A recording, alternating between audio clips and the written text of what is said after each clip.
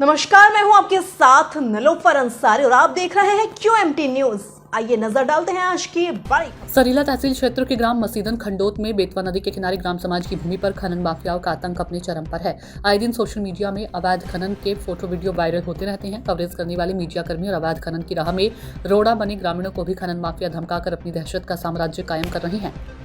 रात्रि के अंधेरे में दर्जनों ट्रैक्टर ट्रॉली लगाकर खनन माफियाओं द्वारा क्षेत्र में कई जगह मोरम के बड़े बड़े अवैध डंप लगाकर व्यावसायिक अवैध रूप से बिक्री की जाती है। स्थानीय ग्रामीणों द्वारा समाधान दिवस में कमिश्नर से शिकायत के बाद हरकत में आए प्रशासन द्वारा अवैध डंप पर कार्रवाई की गई थी। अवैध डंप पर कार्रवाई के बाद भी अवैध खनन माफिया रात्रि के अंधेरे में प्रशासन द्वारा सुपुर्द किए गए डंप से ही चोरी छिपे बालू निकालकर प्रशासन को चुनौती देने में फिर से जुट गए हैं। जहां एक और पुलिस विभाग में तैनात कर्मी अवैध डंप पर अपना कब्जा स्वीकार कर रहा है, तो इस अवैध डंप को अपना स्वीकारी कर सरकारी पद के दुरुपयोग के साथ प्रशासन और सरकार के नियमों को खुली चुनौती देने में जुटा।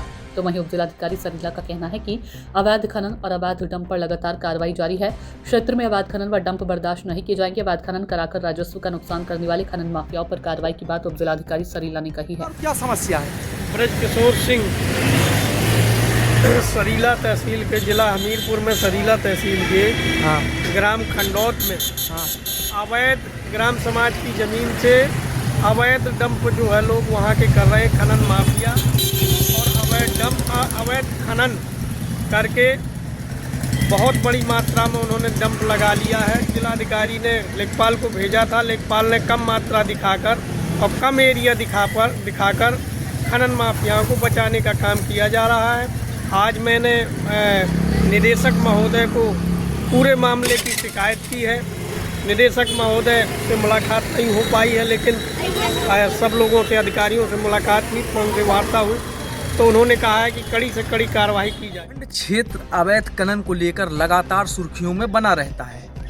कुछ दिनों पहले यहाँ पर सरीला विकास खंड के मसीदन गांव में जो ग्राम समाज की भूमि से अवैध खनन का मामला सामने आया था। अवैध खनन के मामला को सामने के आने के बाद जो दर्जनों ट्रैक्टर ट्रॉलियों द्वारा रात के अंधेरे में ग्राम समाज की भूमि से उत्खनन कर यहाँ पर डंप लगाए गए थे। गांव में 2-3 जगह डंप लगाए गए, जिस पर प्रशासन ने कार्रवाई करते हुए प्रधान की अभिरक्षा में ये डंप को हस्तांतरित कर दिए थे। प्रधान को हस्तांतरित करने के बाद लेखपाल द्वारा रिपोर्ट लगाई जाती है। लेखपाल की रिपोर्ट लगाए जाने के बाद यहाँ पर रातों रात, आप मेरे सामने देख सकते हैं, रातों रात यहाँ पर जो खनन माफिया हैं उन लोगों द्वारा दोबारा डंप सीज की कार्रवाई होने के बाद भी यहाँ से मोरम उठाकर रात में अपनी अवैध बिक्री शुरू कर दी है।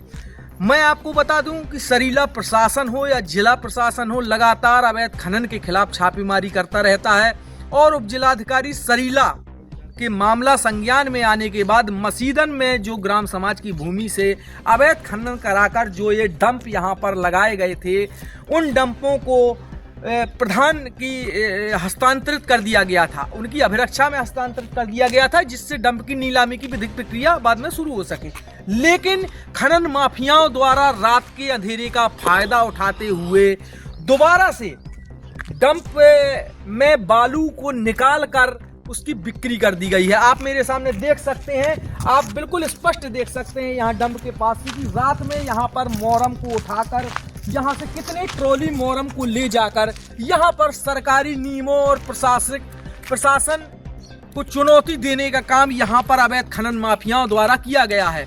अब देखने वाली बात यह है कि लेखपाल हो या उपजिलाधिकारी हो या कोई भी प्रशासनिक अमला हो, आखिर क्यों इन खनन माफियाओं पर लगाम लगा पाने में अक्षम साबित हो रहे हैं। लगातार छापेमारी के बाद भी यह खनन माफिया सुधरने का नाम नहीं ले रहे। ताजा मामला बिल्कुल आपके सामने है। डंप की सीज की कार्रवाई होने के बाद भी सरकारी जो संपत्ति है उसमें भी अवैध खनन माफियाओं द्वारा रात के अंधेरे में लूट कर ले जाना एक बड़ा चर्चा का विषय बना हुआ है। अब देखना दिलचस्प होगा कि खबर चलाए जाने के बाद स्थानीय विभाग रात के अंधेरे में लाल सोने की खुली लूट मचाने वाले इन खनन माफियाओं पर क्या कार्रवाई करता है। मैं QMT न्यूज हमीरपुर से अमित द्विवेदी की रिपोर्ट।